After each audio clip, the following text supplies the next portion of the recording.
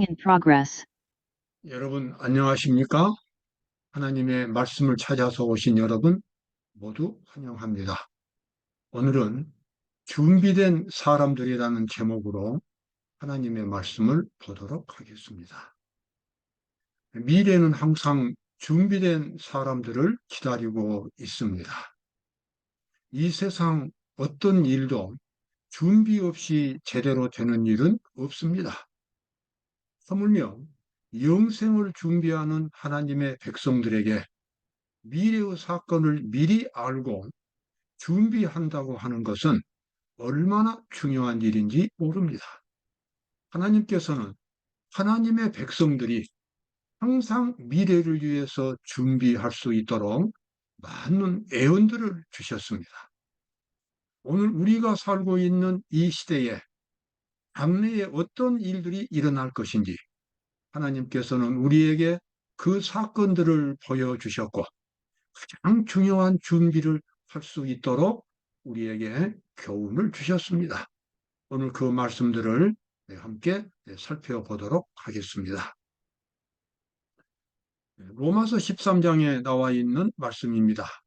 너희가 이 시기를 알거니와 자다가 깰 때가 벌써 되었으니 이는 이제 우리의 구원이 처음 믿을 때보다 가까웠음이니라. 밤이 깊고 낮이 가까웠으니 그러므로 우리가 어두움의 일을 벗고 빛의 갑옷을 입자. 오늘 우리들에게 매우 적절한 권면이 됩니다. 너희가 이 시기를 알거니와 자다가 깰 때가 벌써 되었으니 이는 우리의 구원이 처음 믿을 때보다 가까웠음이니라. 여러분 오늘 이 말씀 얼마나 우리에게 절실하게 다가오는지 모릅니다. 지금은 이 성경을 믿는 사람들뿐만 아니라 세상 환경학자들이, 과학자들이 인류의 미래를 아주 어둡게 보고 있습니다. 이 세상은 무너져 내리고 있고 흔들리고 깨어지고 있는 것입니다. 과연 이러한 상태로 인류가 50년, 100년 이 지상에 생존할 수 있을런지 모든 것이 의문시 되고 있습니다. 이러한 상황 속에서 우리의 구원이 처음 믿을 때보다 더 가까웠으니 우리가 어두움의 일을 벗고 빛의 갑옷을 입자. 하나님의 말씀으로 우리가 생명의 길을 찾자고 그렇게 권면합니다. 자, 우리가 해야 할 중요한 일을 구체적으로 살펴보도록 하겠습니다. 요한계시록 12장 17절에 보니까 영이 여자에게 분노하여 돌아가서 그 여자의 남은 자손, 곧 하나님의 계명을 지키며 예수의 증거를 가진 자들로 더불어 싸우려고 바다 모래 위에 섰더라. 자, 이 요한계시록에서 영은 사탄을 가리킵니다. 그리고 여자는 하나님의 백성들을 가리킵니다. 그리고 그 다음에 나오는 여자의 남은 자손은 마지막 때에 하나님의 참된 백성들을 가리키고 있습니다. 그런데 여기 보니까 마지막 때에 하나님의 참된 백성들의 특징이 두 가지가 나옵니다. 첫째는 하나님의 계명을 지키고 있고 두 번째는 예수의 증거를 가지고 있습니다. 하나님의 계명을 지킨다고 하는 것은 하나님의 모든 말씀, 특별히 하나님의 모든 말씀 속에서 비춰지는 하나님의 형상, 하나님의 정신, 하나님의 마음에 자기의 마음을 일치시켜서 거기에 순종하려고 하는 것이 하나님의 계명을 지키는 것입니다. 하나님의 계명을 지킨다고 하는 것은 우리 인간의 본질적인 면에 타치가 되는 것입니다. 다시 말하면 하나님의 계명을 순종한다는 것은 겉으로 나타난 행동도 포함하지만 보다 본질적으로 그 사람의 인격과 정신이 하나님의 말씀과 일치되는 상황을 가리키는 것입니다. 그것이 바로 첫 번째 마지막 때에 하나님의 백성들의 특징이 되고요. 두 번째는 예수의 증거를 가지고 있습니다. 예수의 증거는 요한계시록에서 두 가지를 의미합니다. 첫 번째는 요한계시록 자체의 기별입니다. 즉 요한계시록의 주제가 되는 세천사 기별입니다. 이 세천사 기별은 다음에 제가 여러분들에게 설명을 드리기로 하겠습니다. 그래서 마지막 때에 하나님의 참된 백성들은 예수의 증거, 즉 이 시대에 특별히 주어진 요한계시록의 기별을 가지고 있는 것과 그 다음에 또 하나의 예수의 증거는 예언의 은사가 주어진 것입니다. 앞으로 일어날 어떤 사건들이 일어날지에 대해서 하나님께서는 풍부하게 그 예수의 증거를 주셨습니다. 그래서 미래의 사건들을 미리 내다보고 준비할 수 있게 하셨습니다. 그 예수의 증거가 바로 마지막 때에 제7일 안식일 예수 재림교회 안에 예수의 증거가 있습니다. 이 두 가지 증거를 가진 사람들이 마지막 때 하나님의 참된 백성들의 특징이 되겠습니다. 오늘 저는 예수의 증거보다도 첫 번째 하나님의 계명에 초점을 맞추어 보겠습니다. 부조와 선지자 69쪽에 보면 우리가 이 구원 받는 데 있어서 가장 초점을 어디에 맞춰야 될 것인가? 그것을 우리에게 말해주고 있습니다. 대쟁투는 최초부터 율법에 관한 것이었다. 사탄은 그분의 율법에 결함이 있고 우주의 행복을 위하여 그것을 변경해야 할 필요가 있다는 것을 증명하려고 애써왔다. 여러분 이 말씀 기억하시기 바랍니다. 하나님과 사탄 사이에 지금 선악간의 투쟁이 계속되고 있습니다. 그 투쟁은 하늘에서부터 시작이 되었고 사탄이 하늘에서 반역을 일으킬 때에 그 초점을 율법에다 맞춘 것입니다. 율법을 폐지시키려고 하는 것입니다. 율법이 없이 살아갈 수 있다고 주장한 것입니다. 그래서 하나님이 정하신 율법을 폐지시킴으로써 그는 궁극적으로 하나님의 정부를 파괴하려고 계획을 세웠습니다. 그래서 하나님과 사단 사이의 대쟁투의 초점은 율법인 것입니다. 그래서 사탄은 우리 모든 사람들은 율법을 지킬 수 없다라고 주장합니다. 그리스도인들이 율법을 지킨다고 주장하는 것은 하나의 그것은 위선적인 주장이고 율법주의적인 주장이지 근본적으로 본질적인 면에서는 율법을 지키지 않으며 또 율법을 지킬 수 없다라고 말합니다. 그러나 하나님은 비록 죄인일지라도 하나님의 의를 힘입으면 예수 그리스도의 능력을 힘입으면 예수 그리스도의 사랑에 감동을 받으면 율법을 지킬 수 있다라고 그렇게 주장하십니다. 누구의 주장이 옳은지 우리 모든 그리스도인들은 자기의 생활을 통해서 그것을 증명해 내야 합니다. 내가 만약에 하나님을 믿으면서도 율법을 지킬 수 없다라고 주장하면 나는 사탄의 주장에 동조하는 것입니다. 그런데 내가 만약에 율법은 지킬 수 있다라고 주장하고 그 율법을 나의 삶의 목표로 삼고 성실하고 경건하게 그 율법을 지켜간다면 나는 하나님 백성으로서의 입장에 서 있는 것입니다. 자, 이것이 바로 우리의 신앙생활에서 가장 중요한 초점이 되겠습니다. 다니엘서 7장에 보면 사탄이 이 세상에서 일으킨 배도의 모습이 나옵니다. 다니엘서 7장에는 열불이 나와 있고 열불 사이에 하나의 거대한 뿔이 올라와서 하나님의 율법을 폐지시키는 그와 같은 계시가 보입니다. 그가 장차 말로 지극히 높으신 자를 대적하며 지극히 높으신 자의 성도를 괴롭게 할 것이며 그가 또 때와 법을 변개코자 할 것이며 성도는 그의 손에 붙임받아 한 때와 두 때와 반 때를 지내리라. 율법을 변개시킨다고 하는 것입니다.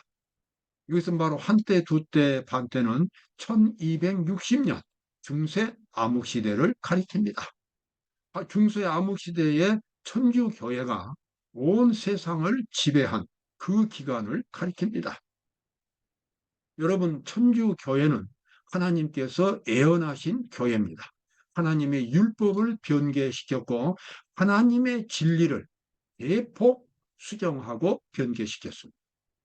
제가 천주교 신자였기 때문에 천주교회의 교리를 잘 압니다.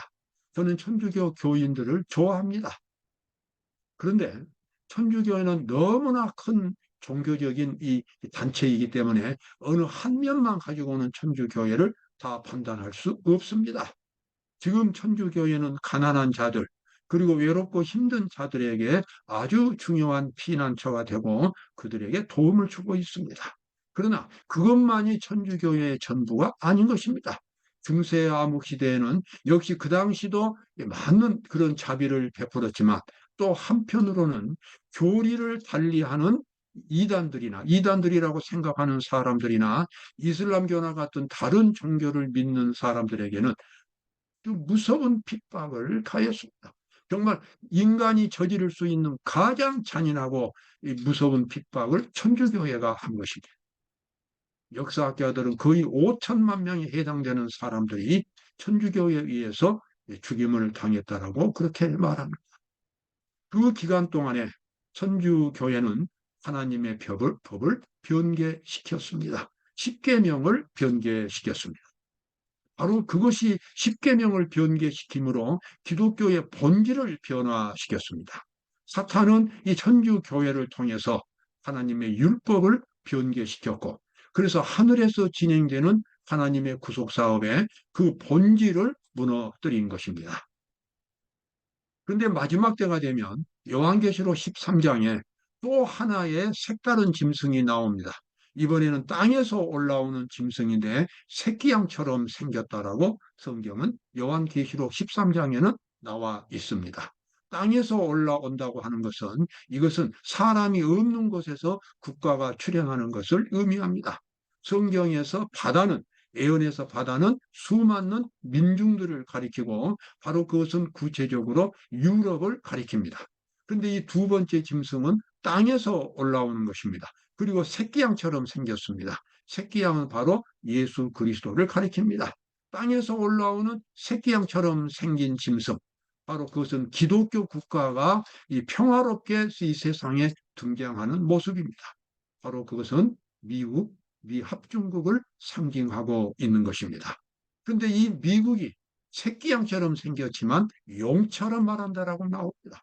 이것은 바로 사탄의 최면에 걸려서 사탄의 유혹에 빠져가지고 미국이 하나님의 법을 대항하고 천주교회와 함께 마지막 시대에 하나님의 계명을 지키는 남은 백성들을 핍박하게 되리라고 하는 것이 예언되어 있는 것입니다. 자, 이 두 번째 짐승, 땅에서 올라오는 짐승이 무슨 일을 하는가? 저가 권세를 받아 그 짐승의 우상에게 경배하게 하고, 그 다음에 그 짐승의 우상으로 말하게 합니다. 이 우상을 숭배하도록 만드는 것이 마지막 때의 천주교회와 그 다음에 개신교회의 근본적인 방침입니다. 천주교회가 우상을 숭배하는가? 여러분 어떻게 생각하십니까? 천주교인들은 절대 그것을 인정하지 않습니다. 그런데 천주교회보다도 오늘날 개신교회가 율법의 우상을 숭배한다고 말하면 그 사람들은 펄쩍 뛸 겁니다. 분노할 겁니다. 그들은 우상을 결코 숭배하지 않는다라고 그렇게 주장을 합니다. 그런데 요한계시록에는 개신교회가 천주교회를 위해서 우상을 만든다라고 그렇게 예언하고 있습니다. 이 말씀은 영적인 본질에 대한 표현인 것입니다. 여러분, 우상이란 것이 무엇입니까? 여러분, 이 우상이라고 하는 것은 실체가 없이 사람이 만들어서 경배하는 것이 우상입니다. 하나님께서 우상을 금지하신 이유는 그 우상은 사람이 만들었기 때문에 또는 귀신의 능력이기 때문에 사람을 구원할 수가 없습니다. 죄인의 가장 근본적인 문제는 죄의 문제인 것입니다. 이 죄의 문제는 하나님만이 해결할 수 있고 십자가의 능력만이 죄인의 죄를 해결할 수 있습니다. 그런데 우상은 그런 십자가의 능력이 없습니다. 그래서 거짓 종교인 것입니다. 우상 종교는 아무리 열심히 믿어도, 아무리 열성적으로 믿어도 그것은 사람의 죄를 속죄해 줄 수가 없습니다. 하나님을 믿는 사람들에게 우상 숭배자라고 말하면 분노합니다. 그러나 실질적으로 속죄를 경험하지 못하며 비록 여호와 하나님을 섬긴다고 주장할지라도 그것은 우상 종교와 다름이 없는 것입니다. 자, 이사야 66장에 나와 있는 말씀입니다. 소를 잡아 드리는 것은 살인함과 다름이 없고, 어린 양으로 제사 드리는 것은 개의 목을 꺾음과 다름이 없으며, 드리는 예물은 돼지의 피와 다름이 없고, 분향하는 것은 우상을 찬송함과 다름이 없이 하는 그들은 자기의 길을 택하여 그 마음에 가증한 것을 기뻐한다. 이 말씀은 과거 이스라엘 백성들에 대한 하나님의 책망입니다. 이스라엘 백성들은 우상을 섬기지 않는다고 주장했어요. 그들은 여호와 하나님께 제사를 드린다고 주장했습니다. 그러나 그들은 실제로 그 내면 세계에서 죄의 문제는 해결되지 않는 채 종교적인 행사만 계속했습니다. 이와 같은 이 가면적인 종교는 그리스도 당시에 바리새인들에게도 그대로 나타났습니다. 화 있을진저 서기관들과 바리새인들이여, 회칠한 무덤 같으니 겉으로는 아름답게 보이나 그 안에는 죽은 사람의 뼈와 모든 더러운 것이 가득하도다. 바로 이것이 바리새인들의 모습이었습니다. 그들은 정통 하나님의 백성이라고 주장했지만 그들은 사실상 우상 숭배자들이었습니다. 여러분, 그렇습니다. 율법을 순종하지 않으면 하나님의 백성된 자격이 없는 것입니다. 우리가 하나님을 믿고 예수 그리스도를 믿는 것은 하나님의 율법을 제대로 순종하기 위하여, 하나님의 뜻에 온전히 순종하기 위하여 예수님을 믿는 것입니다. 바로 그것이 믿음의 목적이고 구원의 본질입니다. 여기 시대오 소망 763쪽입니다. 율법은 결코 변함이 없으며 인류는 이 교훈을 순종함으로써만 구원을 받을 수가 있기 때문에 예수께서 십자가에 달리신 것이다. 그러나 그리스도께서 율법을 확립하신 바로 그 방법을 사탄은 율법을 파괴한 행위라고 주장했다. 그러므로 이 문제를 놓고 그리스도와 사탄 사이에 대쟁투의 마지막 싸움이 벌어질 것이다. 예, 여기 그 본질이 나와 있습니다. 예수님께서 십자가에서 죽으신 것은 예수님의 그 십자가의 능력을 통해서 우리 죄인의 마음속에 의가, 죄인의 마음속에서 하나님의 형상이 만들어지고, 그게 바로 의입니다. 그래서 하나님의 율법을 온전히 지킬 수 있는 사람들로 만들어주는 것이 믿음으로 말미암아 예수 그리스도를 믿는 구원의 원리입니다. 그래서 그리스도인들은 마음속에 예수 그리스도께서 살아 계신다고 하는 것을 경험으로 알아야 합니다.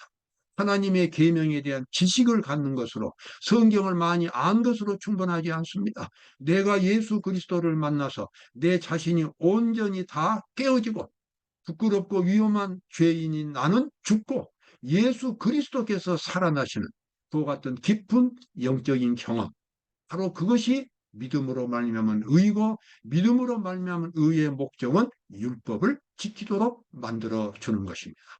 바로 그것이 예수님의 십자가의 목적이었습니다. 그래서 예수님은 십자가 위에서 이 일을 다 이루어 놓으시고 다 이루었다라고 선포하시는 것입니다.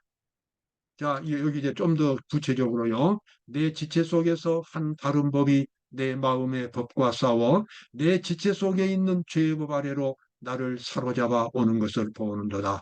오라 나는 공고한 사람이로다. 여러분과 제가 율법을 제대로 지키려면 반드시 여기 나와 있는 이 경험, 로마서 7장에 나와 있는 경험을 가져야, 하나님의 율법은 내가 무슨 잘못된 행동을 했기 때문에 그때부터 나를 죄인 만들지 않습니다. 내 속에 있는 잘못된 생각들, 어느 때고 기회가 되면 밖으로 나올 죄의 습관들, 죄의 성질들, 이러한 것들이 극복이 되어야 하는 것입니다. 아직 죄를 짓지 않았어도 잠재적으로 죄를 지을 가능성은 있는 사람은 바로 하나님께서 죄인으로 여기시는 것입니다. 그러므로 우리가 율법을 제대로 지키는 올바른 그리스도인이 되려면 내가 하나님의 율법 앞에서 나 자신이 완전히 죽는 경험을 가져야 합니다. 내 마음속에 있는 동기, 내 마음속에 있는 은밀한 감정, 이러한 모든 것들이 다 하나님의 말씀으로 죄를 씻어내야 하는 것입니다. 바로 가장 깊은 속에서부터 내가 깨끗함을 받아야만 하나님의 율법을 지킬 수가 있습니다. 그런데 그와 같은 자신의 이 타락한 모습을 보면 얼마나 절망스러운지 몰라요. 하나님의 율법을 지키고 싶지만 지킬 수가 없는 자신의 타락한 모습을 보고 한탄하는 것입니다. 울부짖는 것입니다. 주님을 바라보고 간절히 기도하는 것입니다. 여기 나와 있는 말씀, 내 지체 속에서 한 다른 법이 내 마음의 법과 싸워 내 지체 속에 있는 죄법 아래로 나를 사로잡아오는 것을 보는다. 내 힘으로 율법을 지키려고 애를 쓰면 쓸수록 나는 더욱더 함정 속으로 빠져 들어가는 것입니다. 이것이 모든 진실한 그리스도인들, 하나님을 만났던, 예수 그리스도를 마음으로 만났던 사람들이 가졌던 영적인 경험입니다. 이러한 경험이 있은 후에야 그 사람은 예수 그리스도의 능력을 경험할 수가 있습니다. 여기 이제 드디어 믿음으로 말미암은 의에 하나님의 율법을 지킬 수 있는 경지에 도달하는 말씀이 로마서 8장 3절과 4절에 나옵니다. 율법이 육신으로 말미암아 연약하여 할 수 없는 그것을 하나님은 하시나니 곧 죄를 인하여 그 아들을 죄 있는 육신의 모양으로 보내요. 육신의 죄를 정하사 육신을 쫓지 않고 그 영을 쫓아 행하는 우리에게 율법의 요구를 이루어지게 하려 하심이니라. 여기에 중요한 말씀은 육신을 쫓지 않고 영을 쫓아 행한다는 것입니다. 육신을 따른다고 하는 것은 내 타락한 본성을 가리킵니다. 내가 매일매일 내 타락한 본성을 선택하는 것이 아니라 그 순간 예수 그리스도를 바라보고 내 마음을 예수 그리스도께 바치는 것입니다. 예수님이 나를 온전히 주장하도록 나를 그분께 의탁하는 것입니다. 그렇게 함으로써 드디어 그분의 능력에 의해서 하나님의 율법을 지킬 수 있는 그와 같은 근본적인 변화가 일어나게 됩니다. 그래서 예수님께서는 이렇게 말씀하셨죠. 내가 율법이나 선지자나 폐하러 온 줄로 생각지 말라. 폐하러 온 것이 아니요 완전케 하려 함이로다. 진실로 너희에게 이르노니 천지가 없어지기 전에는 율법의 1.1핵이라도 없어지지 아니하고 반드시 다 이루리라. 여러분, 진실한 그리스도인들은 하나님의 율법을 사랑하는 사람들입니다. 하나님의 율법을 존중하는 사람들입니다. 하나님의 율법을 그의 마음의 생활의 기초로 삼는 사람들입니다. 예수님이 말씀하신 산상보훈은 바로 율법과 복음이 같다는 것을 증명하신 것입니다. 여러분, 세상에 얼마나 많은 그리스도인들이 율법을 외면하면서 하나님을 믿는지 모릅니다. 그것은 올바른 신앙의 자세가 아닙니다. 하나님의 율법, 하나님의 법을 등한히 한 사람을 하나님께서 천국으로 받아들여 주실 리가 없습니다. 여러분, 오늘도 하나님 앞에서 여러분 자신이 다 깨어지고 예수 그리스도로 변화되어서 하나님의 율법을 성실하게 지키는 귀중한 하루가 되시기를 바랍니다. 감사합니다.